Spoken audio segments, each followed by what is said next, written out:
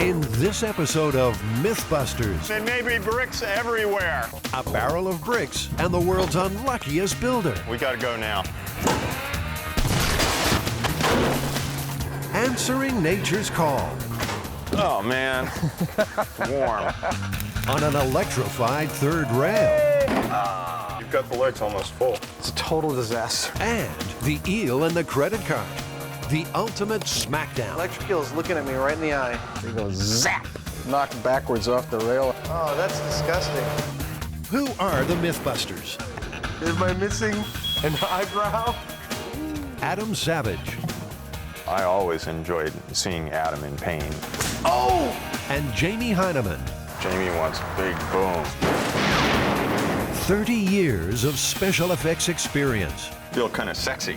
They don't just tell the myths, they put them to the test.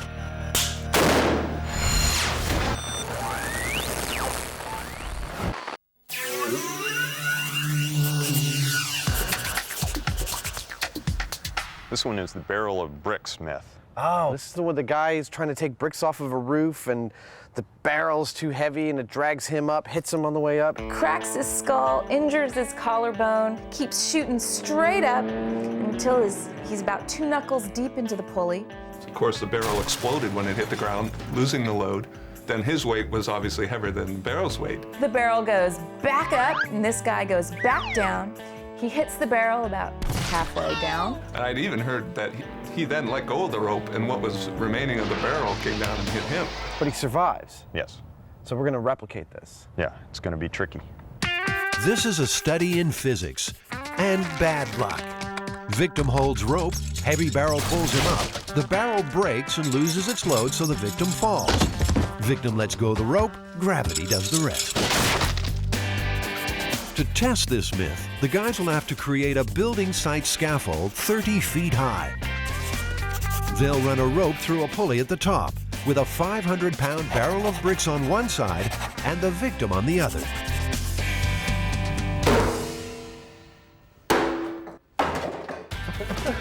The boys are negotiating the tricky question of who holds the rope. No, stop spinning like this. Roll me into the shop.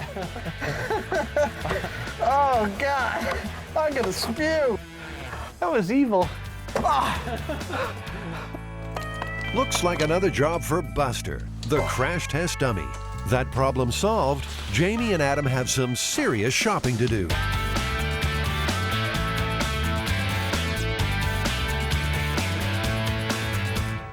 First, they need a rope and pulley capable of lifting 500 pounds. This is a roofer's block. So if you have a 500-pound load of bricks and you're pulling that load of bricks 500 pounds on the opposite side, but with the rope, you'll be putting 1,000 pounds of capacity on the block. This is a more traditional rope. It's manila. It's made out of tree fiber. Of course, it's a little rougher on the hand. Manila rope. That'll hog tie this myth, which just might have some truth to it. So is the myth widely known in the rigging industry? I mean, Yeah. a lot of people know about this one. I think so. I think that's, yeah, I recall it. I remember hearing the story a couple of times, so it's quite a calamity. Over at the Brickyard, Kevin's heard about this one too. I think I may have seen it in a trade magazine where he had put in a claim to workers' comp or something like that. Truth is stranger than fiction. According to folklorist Heather Joseph Witham, this story regularly pops up in print. It purports to be an accident report or a workers' compensation claim or something like that. So it's by showing the written form of it, it has more veracity and seems more truthful. Almost like Wile E. Coyote on one of his adventures, getting hit here, getting hit there, dying here, dying there. For some reason, we think that's funny or interesting. It's interesting enough to have the guys testing the rig back at the workshop. Nothing is left to chance. This is serious business. Thank you. There we go. That's what I never could do.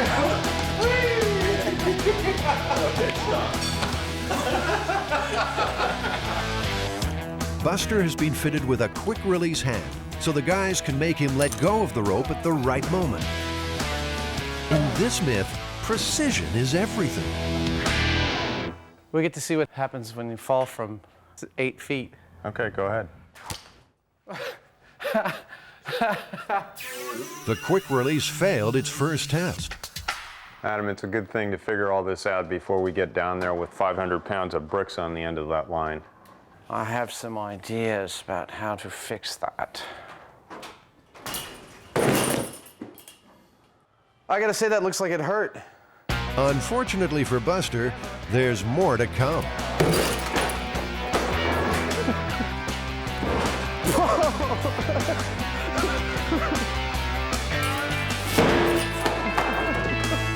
The quick releases are fine. Oh, how's that feel, sport? Oh, huh? It's time to raise the stakes. Raise them by 30 feet. All right. Jamie and Adam will use their theater rigging experience to help build a scaffold.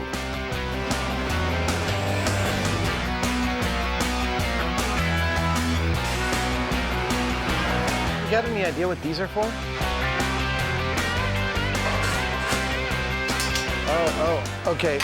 Am I about to feel really, really stupid? Probably.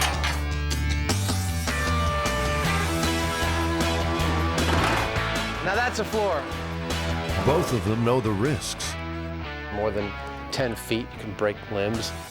At where we are at about 30 feet, you could easily die falling that high. The pulley is attached to a crossbar at the top of the scaffold. With 500 pounds in the barrel, plus the counterbalance on the other side, there'll be 1,000 pounds of pressure on the rig. Where the pulley is actually pulling on the backside of the scaffolding. So in fact, a tremendous amount of force is on 2 little bolts that are holding the back of the scaffolding up. The guys are also worried about the strength of the barrels. Here's perhaps the critical question. When the barrel supposedly falls, it breaks and lets go of its bricks. Do you think these barrels will do that? Personally, I doubt it. See, I think they'll fall out on the first try. I think it'll shatter. Well, you want to bet? Oh no, here we go again. I got $1. There we go. You want to drop some bricks? Yeah. Okay, let's go. Wait a second. The empty barrel is raised into position on the pulley and tied onto the fender of Jamie's truck. Latching on. Got it. Buster's quick release hand is attached. Okay. And things start to get dangerous. 500 pounds of bricks will be loaded into the barrel. Everybody keep their eyes on the barrel and keep yourself out of its path. A lot of creaking going on up here. Our main pipe is bending a little bit. If that pipe bends anymore, the whole rig could crash. Back me away from this a little bit. Jamie's got the last bricks in, but they don't know how long the rig will hold. The rope's stretched about maybe 5 feet. We're down about 20 feet. I'm not even sure actually that the pulley's going to stay on that pipe. The pipe's bending. We got to go now. Yeah. Okay? In 5, 4, 3, 2, 1.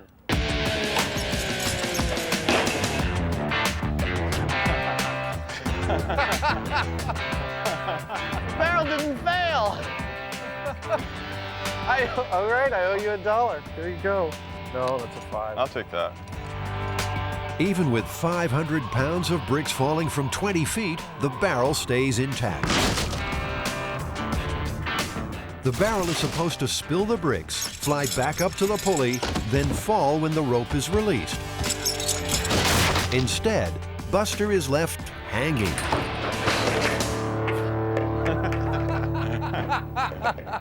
So far, everything seems to be spot on. The amount of weight in the barrel is certainly enough to really launch this guy. It was violent. It made him sling into the barrel. It whipped him around all over the place. And, you know, we just need to get the whole thing timed just right.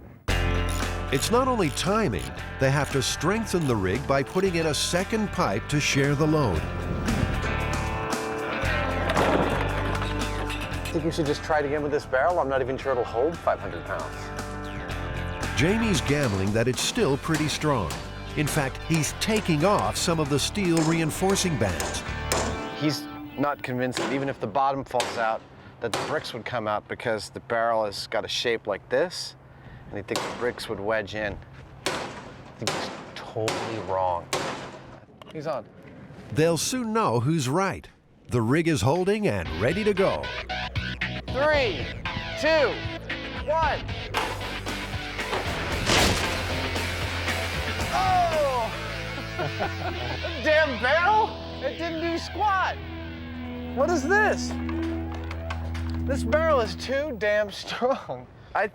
You know what? I was right. All right, you were right. This 2,000-year-old technology is proving a tough nut to crack.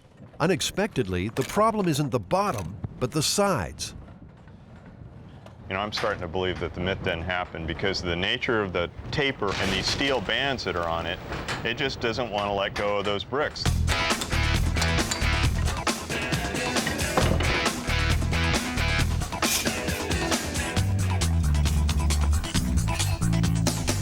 A board in the drop zone will make for a rougher landing. But Adam's confidence is shot. I've been wrong every other time, so I don't know what the hell's gonna happen. They've taken off so many rings, they're not even sure it will hold the brick's weight. Okay, remember, Adam, it may be bricks everywhere. So far, so good. You've got that knife blade of a board down there. I don't know what that's going to do. You don't know what it's gonna do? It's gonna wreck the barrel for us. In 5, 4, 3, 2.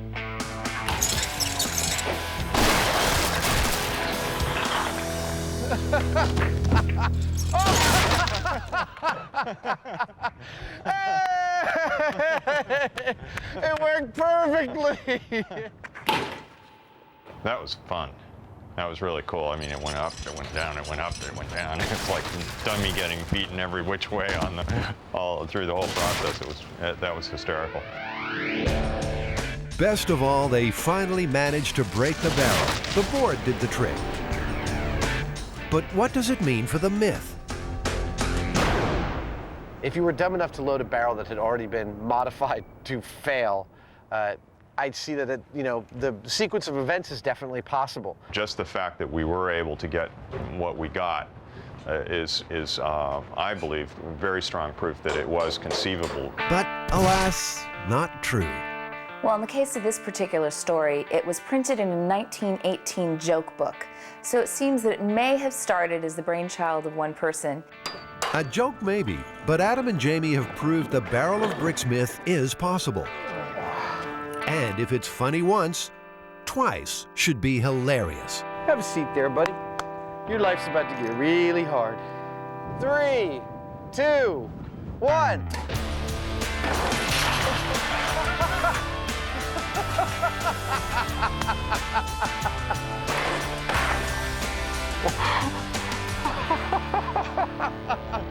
Buster is busted.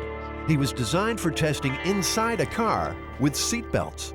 Smashing unprotected into the barrel was just too much. We broke and crashed this dummy, man. I think that's a red letter day. Yeah!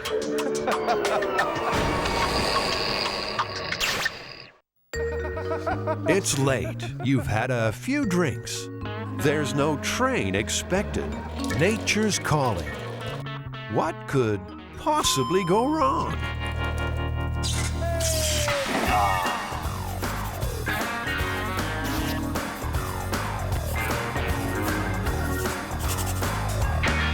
Where are we? We're here at the Golden Gate Railway Museum in San Francisco, and we're testing the myth about peeing on the third rail.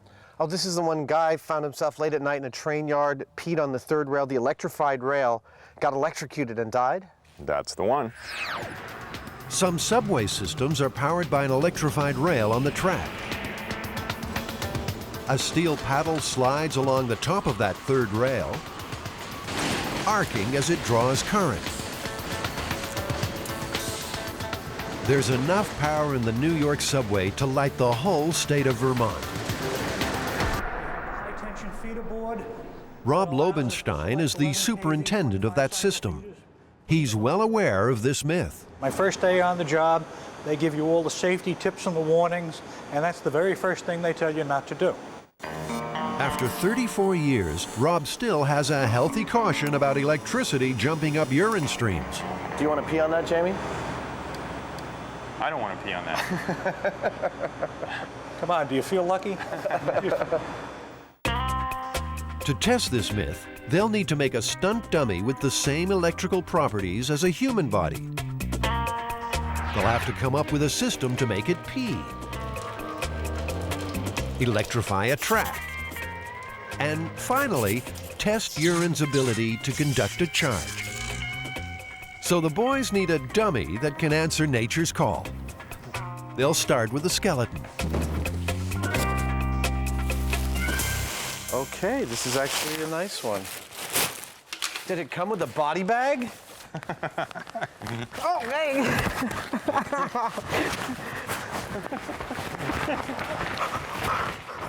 Stop. I'll always miss my old skeleton. It's too bad. He got his head blown off with a Mannlicher Carcano rifle. In the past, they've encased a skeleton in a product called ballistics gel, which is used to test bullets. The guys think it might work well here, too. It has nearly exactly the same electrical resistance as the human body. They just need to mold it into shape.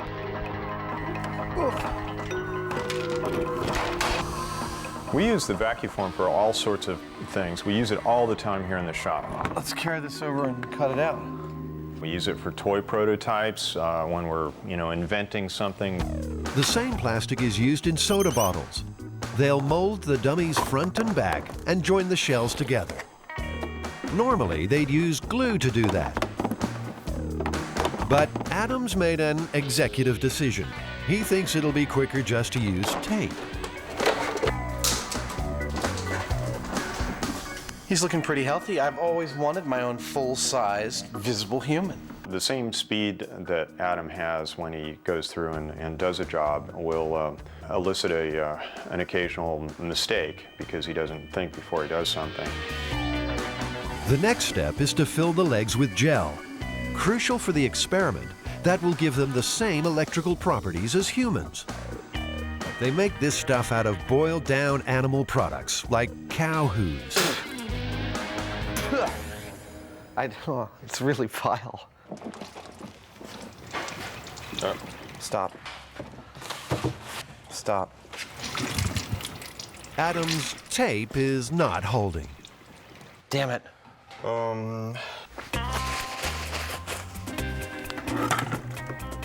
It's leaking from everywhere. We didn't glue that at all, huh? No, I didn't. Adam. Yep.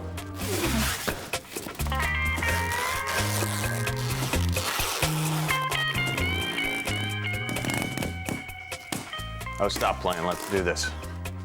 That's such a good sound. There we go. Hey, look at that. It's filling up. Not for long. Now both feet are leaking. Come on. Come on. Oh, slanted, sideways. Oh. If we get lots of ice in here really fast, we'll be okay. Ballistics gel sets solid when cooled, but they only have 4 bags of ice. I kind of think you're... There we go. That's fast enough. Is there a spigot on this garbage can? No.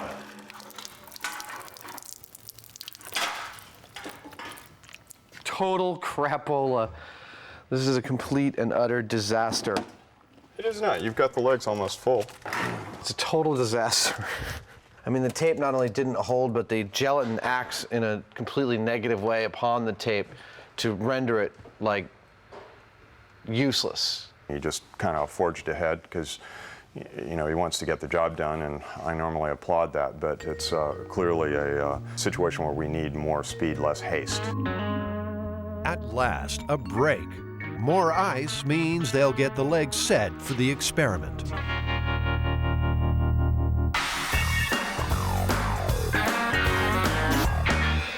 one thing that keeps bothering me about this is that, you know, urine itself is probably not going to conduct all that much. I mean, we don't really know, but I can't imagine that you're going to be able to conduct current like you would with a wire. Yeah. And so the dirty work begins. Oh, it's warm.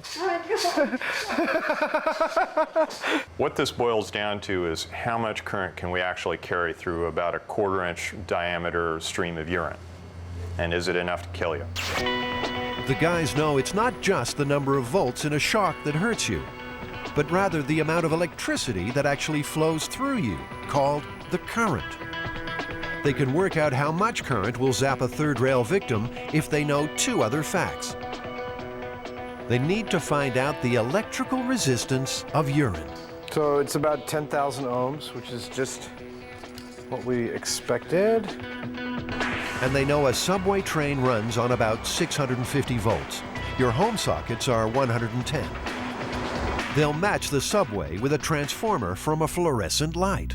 If you had a rather robust stream of urine and you were able to spray it up on the ceiling in into a fluorescent lamp, you would probably receive the same effect as peeing on the third rail.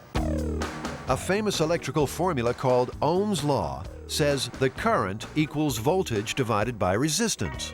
So 650 volts passing through urine at 10,000 ohms resistance means there'll be a current of 65 milliamps.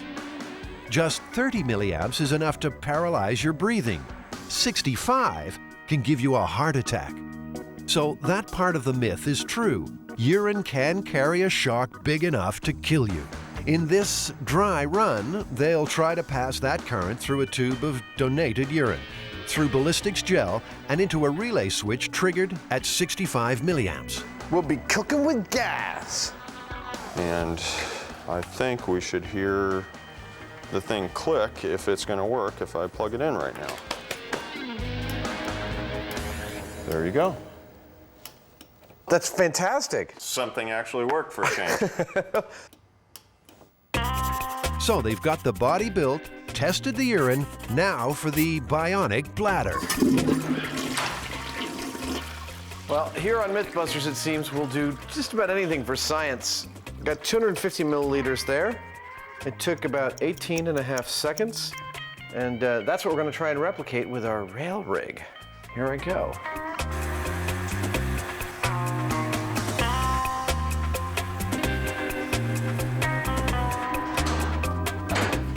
Start in now. 5 seconds. 10 seconds. 19 seconds, that's perfect. That's a relief. But Adam's still got bladder problems. So the question is pressure, I think. Yeah. Personally, I don't let gravity do my trick. You know, there's some pressure involved.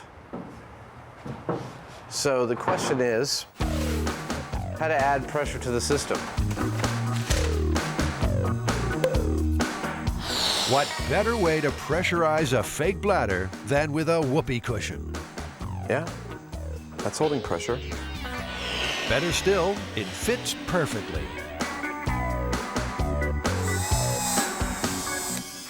But, of course, that's only half the equipment. If you make the stream really small and narrow, the surface tension is going to tend to make it go into a spray or a droplet. Yeah, I've gone as close as I can to the real thing. You got to fill it up. Yeah. Are you ready? Ready? Commencing. Wee wee.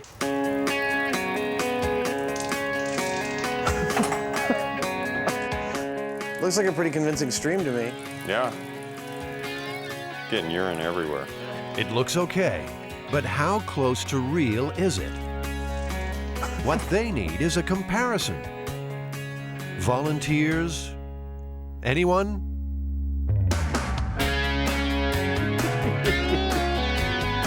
Once more, Adam is forced to offer his bladder and dignity to science. Here on Mythbusters, we're prepared to put our pants on the floor for you. The moment to remember will be captured on high-speed camera. I think I got 100 mils. You ready?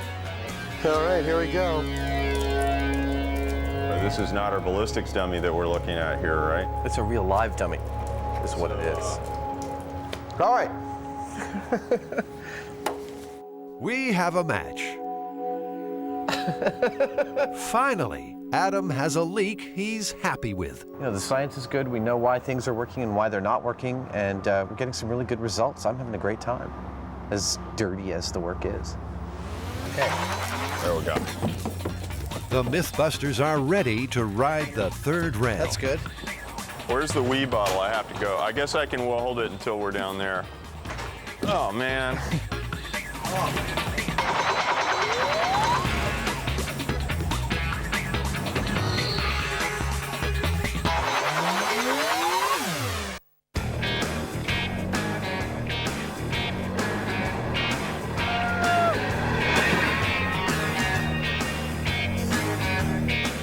Jamie and Adam have rolled into the Golden Gate Railway Museum to test the myth about the guy who died the nastiest of deaths, relieving himself on an electrified third rail. Usually when you hear the narrative, the guy has a name. It's Joseph Patrick O'Malley. A more Irish name you couldn't get. So I suspicion that part of this is a stereotypical legend, and it promoted the stereotype of the drunken, thick Irishman. O'Malley is in for a rough time. He's been built with the same electrical properties as the human body. The plan is to wire him up so that if the myth is true, current will run from the third rail up his urine stream and trigger an electric release switch, knocking him over backwards. The current by then will be exiting his feet. There's no third rail here, so they'll build their own, attaching a section of track to a 650-volt transformer. And once in position, there's the delicate but most important issue. Oh, perfect. Okay. How's the P-aim look? P-aim looks pretty good to me. I think that's going to hit handily. Okay. He looks beautiful. I wouldn't mind having this in my house. Start to stink after a while. Yeah, I've had that problem before. Adam, is your bladder ready to do the real thing? Yeah, we've got it set up basically the way we think it would be set up in real life, the way someone would actually happen across the situation. It's a dry day, the ground is dry. Our subject is wearing normal rubber-soled shoes.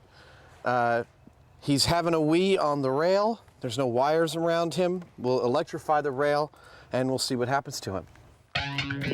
The guys will stand on a rubber mat to insulate them. O'Malley, well, he probably wishes he'd had that drink. The electric release is like a human heart. If it's triggered, he's a dead man.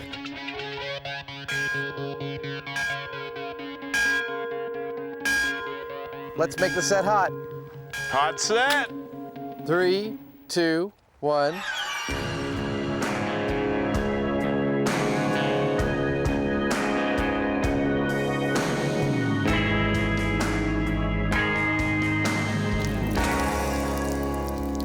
Nothing. The release wasn't triggered. O'Malley lives another day. Adam's putting on a brave face. That's exactly what I expected. He's got rubber-soled shoes, he's on dry ground. There's no way a mere 600 volts is gonna arc through his shoes. But there's life in this myth yet. Maybe it was a rainy night. The guy's shoes were wet. That would help complete the circuit with the ground. Bladder recharging. Hot set. We're electrified, here we go.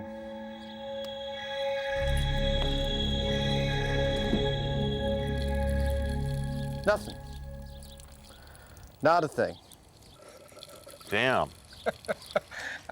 He needs to see a doctor. Set is cool. Jamie, dry shoes didn't work, wet shoes, wet ground didn't work. What's next? Well, I guess the only thing left is to take his shoes off, and we'll assume he's barefoot. Okay. Okay, there's 2. Stumbling around a train yard late at night, looking for a place to pee, barefoot. All right, are we good? Hot set. All right, here we go. Nope, there's no connection going. The guys are starting to suspect the problem isn't in the feet, but the urine stream. Perhaps it's not carrying the current. Yeah, it looks like those are not forming a solid stream. Yeah. But suddenly they've got another, more dangerous issue. What's that sound? The wet ground beneath their mat is live with electricity. Yeah. Off. Turn it off. Again, it just shows what we knew, which is that the urine is highly conductive, and that couldn't have been a continuous stream of urine, because if it was, we would have activated the relay, right? Yeah, we should see that on the high speed. Yeah. Sure enough, by the time the urine reaches the rail, it's broken into separate drops. It needs to be solid to carry a current. The guys might have a solution for that. The only thing we have left is to try a larger stream of urine. You know, maybe that'll be more likely to create a continuous connection there with the ground. That's what we started out with, and that's where we're going. This could be the best day in O'Malley's life, or the worst. But it's not safe to power up until the ground dries a little. While they're waiting, there is another rail yard myth worth testing. Legend has it you can derail a train just by putting a penny on the tracks. Guys have actually graciously allowed us the use of their engine to test this. My guess is they don't think it's going to derail the train. I would agree.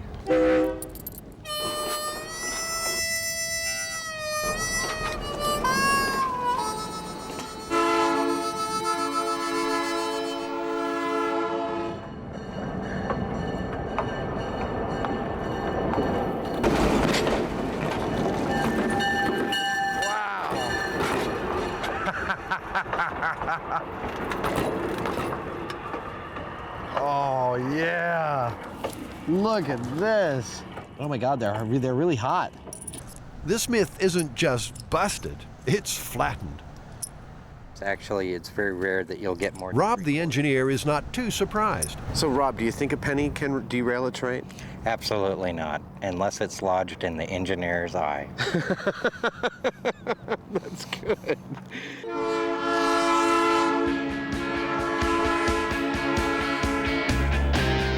The guys are hoping their luck will change. This is their last chance to prove the third rail myth is possible. We've gone with a more, perhaps, equestrian stream of urine. Pachydermian. I hope we get a continuous stream. I'd like to see this thing work. I'd like to watch it fall over. To be honest, I still don't think it's quite going to work. The ground is dried enough to safely try again. The larger, anatomically dubious stream will stay solid longer. And they decided to give the myth another helping hand, moving the rail closer. I always like to hold on tight to whatever I'm sitting on. The bladder is full, the rail is set, the electrics are good. We're good for the close-up test. Powering up. Powering up. If this setup doesn't complete the circuit, trigger the release, and kill O'Malley, it will certainly kill the myth. All right, and 3, 2, 1. Hey! It worked.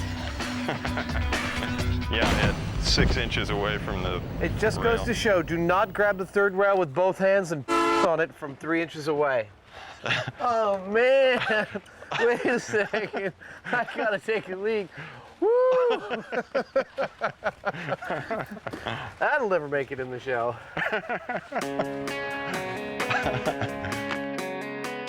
It was tricky, but they've successfully jumped a current from the third rail up a stream of urine with lethal results. So after all the testing we did, Jamie, do you think it's possible to electrocute yourself by peeing on the third rail? Maybe given the right circumstances, it's raining, the ground's wet, his shoes are wet, or maybe he's not wearing shoes. Could happen. In fact, there are no recorded cases of O'Malley or anyone else dying like this in the New York subway. Watching it break up in every stream that we've photographed, just doesn't look like you could make a solid connection. I'd say that's a myth busted. Not that I'd be peeing on the third rail anytime soon. Hey! Oh! You're watching Mythbusters. Isn't that right? 2 million dead fish, a demagnetized credit card, more slime than the Ghostbusters, and Jamie and Adam have a slippery myth by the gills. Well, that's a sight for sore eyes. Oh my God. Imagine the wallet that you can make out of this one.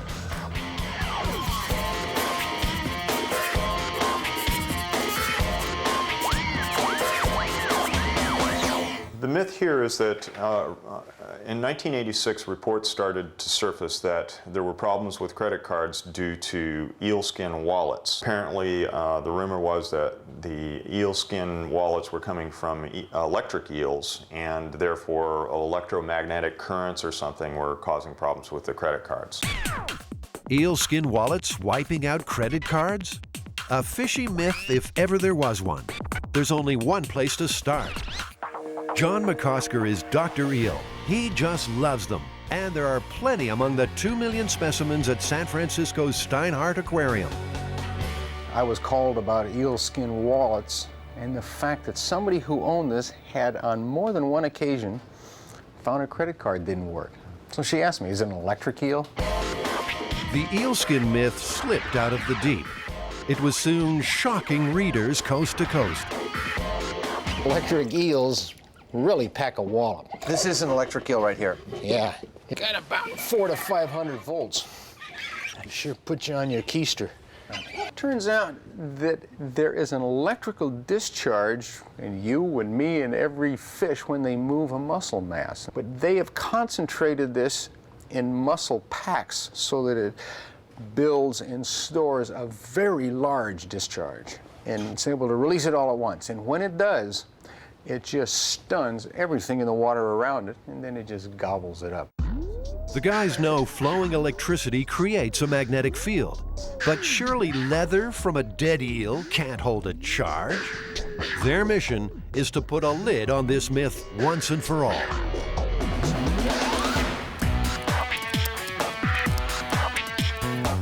They'll start by making up a bunch of stunt credit cards using a magnetic rider.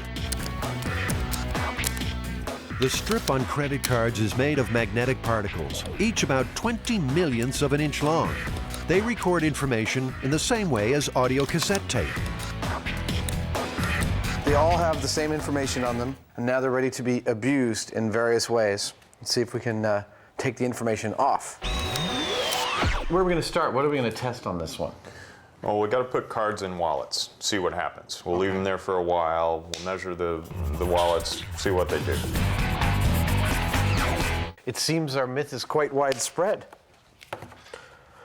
Eelskin has proved to be a natural leather that is harmless to the magnetic strips on credit cards. They'll be the judge of that. First, what happens after just a few seconds contact? Want to swipe them, see if anything happened? Yeah. There it is. All the data. No surprise there. Maybe it needs some wear and tear. There you go. Wallet didn't do anything to it. Let's leave those in there for 24 hours or something and see what happens to them after that. Another theory, actually, is that during the tanning process, residue could get left on the wallet that gives it a small charge that could demagnetize a card. Something like that might have iron particles or something in it that they've impregnated the leather with. Yeah, and if such a thing is possible, we should be able to test for it. I can't help myself. I need some satisfaction.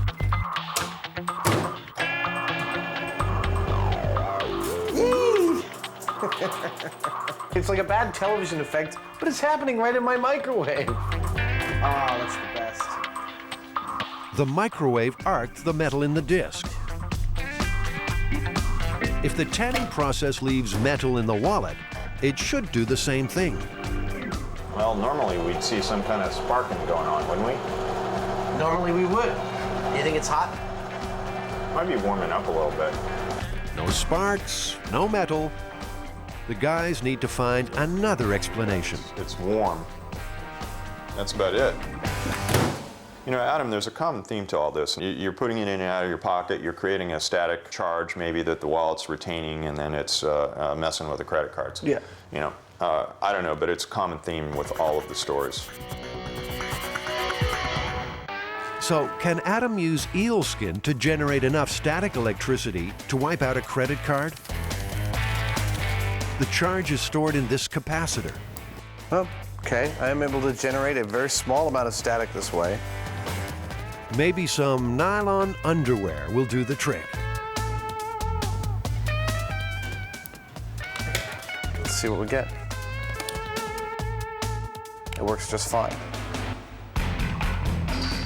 They just can't seem to get a grip on this eel skin myth. Maybe that's because there's a twist in the tail. So eel skin wallets aren't actually made of eel skin at all, right? Well, not electric eels, not moray eels, or any other kind of eel. Actually, made from a disgusting fish called a hagfish, called the slime eel. Now this is a slime eel. You gotta be a little odd to like slime eels. Somewhere, somehow, a fisherman discovered this skin makes great leather.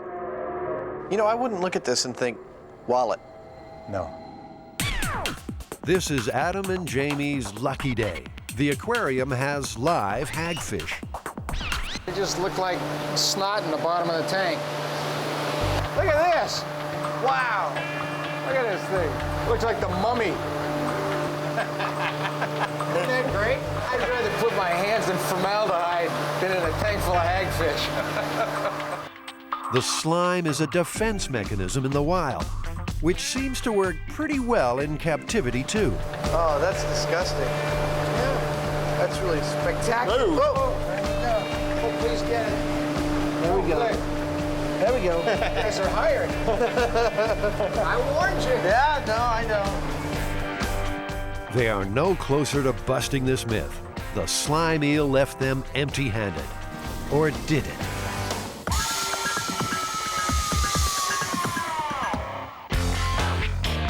In the eel skin wallet myth, John McCosker did some myth-busting of his own. He's convinced the fish have been framed. It wasn't until we finally obtained a wallet that had been used that we then realized what the problem was. What turned out to be the problem? Problem was geography. There was a magnet right over the band of the card where the signature was located. Could it be true? Could a small magnetic clasp be erasing bank details? How hard is it to wipe out a credit card anyway? Jamie and Adam vow to find out. We should point out that the way this holds the bills together is magnetic. Yeah. Okay. Shall we try and read it? I read it just fine. I'm actually really surprised how robust these cards are. So am I. I would have bet money that they would have messed with them. So why don't we leave this one for 24 hours as well, along with the other eel skins. There's also a theory you can strip cards by rubbing two together. That one's good. Yeah, they're both good. Rubbing them up and down against each other didn't do anything. The guys are desperate to erase a card. They've built an electromagnet so they can find out exactly how much magnetism it takes. Here, hold still. By varying the electrical current, they can control the strength of the magnetic field. Up to about 8 volts. That's a magnet, all right.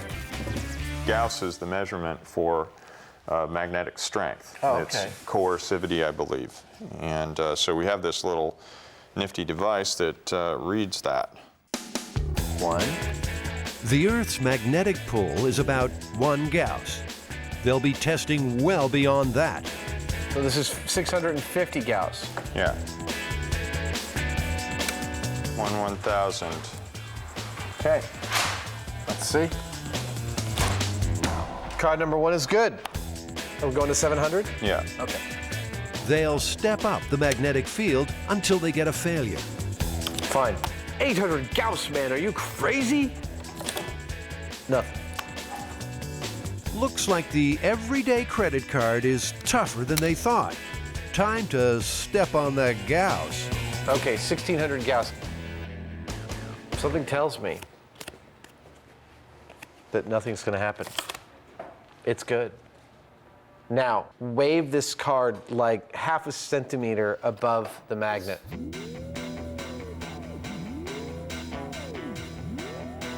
Let's see what that did. Hey, we got a read error. Read error. We got a read error. Swiping the card has proved the key. By moving it through the field, the tiny magnetic particles in the strip are dragged out of alignment. 1,000 Gauss. Number 4 is totally screwed. Number 4 is bad. I would say that we could call 1,000 Gauss the point at which the cards regularly start to fail. There's nowhere near that much magnetism in the wallet. So could the person in the myth have come into contact with it some other way? Calling this cell phone, I didn't get anything above 30 Gauss. Nope. Nothing. It's going up to around 16 at most. That's a speaker. That's about 70 Gauss. Nothing comes close to 1,000 Gauss. That's a wallet with a clasp? Even after a day's exposure, it's doubtful a wallet could generate that sort of field. Fine, all the information's still there. Try this one. Go. Nope, all the information's still there. No ill effects at all. Let's try the eelskin money clip that has magnets in it. Nope, all the information's still there. All right, Jamie, so yeah, there's no effect on these cards after 24 hours in a genuine eelskin wallet. This myth is all but busted. But there's one challenge left. John, do you have an electric eel we can go visit, a live one? And a hungry one, and it's storing its charge waiting for you. We have some live electric eels that have caused some workers' comp injuries. Guys feeding the fish got shocked, knocked backwards off the rail, and banged their head. But you can see it really hurts the fish. They kind of wince, they go zap. There's enough power swimming around the bottom of that tank to stun a horse. Let's put this card in the tank with the electric eel, who's right inside here. Got the Gauss meter set up all the way at the end, so if he gives a jolt, you should be able to read it.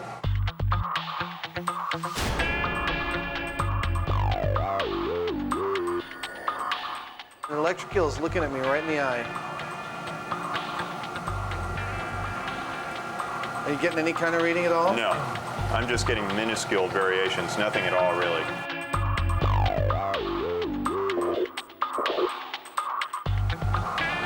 Whoop! He just flinched. Oh, he just bit the card. You didn't see any sparks fly or anything. I didn't see any sparks fly, and thank goodness I didn't feel anything. Now he's swimming by it again. He's really very confused. You're not getting anything? Not a thing. Maybe 1 Gauss. 1 Gauss, that's nothing. Yeah. You have more Gausses than that. I have more Gauss walking into a room than that. Now he's just resting at the bottom of the tank. I'd say definitively he's sulking.